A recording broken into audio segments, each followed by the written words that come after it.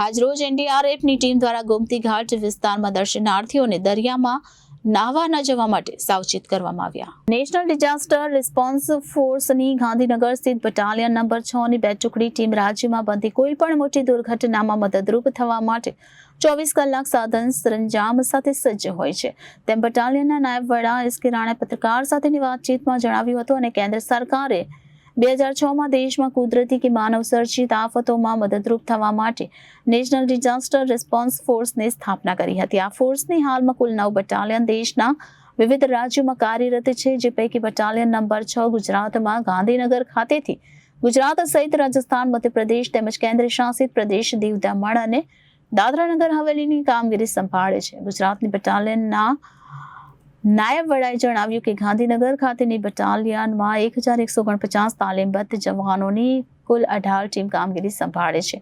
પ્રત્યેક ટીમમાં જવાનો કાર્ય કરે છે. 2 ટીમ 24 કલાક માટે સાધન સરંજામ સાથે સજ્જ હોય છે. આ ટીમ કુદરતી કે માનવ સર્જિત દુર્ઘટના અંગેનો સંદેશો મળે કે તરત જ બીજી જ મિનિટે ગાંધીનગરનું સ્થળ છોડી દઈ દુર્ઘટના સ્થળે જવા રવાના થઈ જાય છે.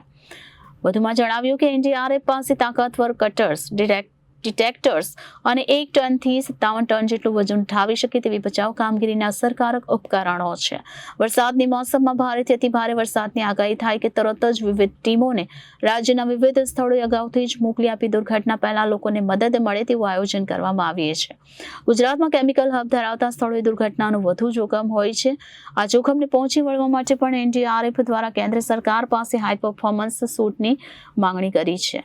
ત્યારે આજરોજ એનડીઆરએફની ટીમ દ્વારા ગોમતી ઘાટ વિસ્તારમાં પણ દર્શનાર્થીઓને દરિયામાં નાહવા ન જવા માટે સાવચેત કરવામાં આવ્યા હતા અને પોતાની ફરજ પૂરી પાડવામાં આવી હતી. રિપોર્ટર ઘનશ્યામસિંહ વાઢેર, દેવભૂમિ, દ્વારકા.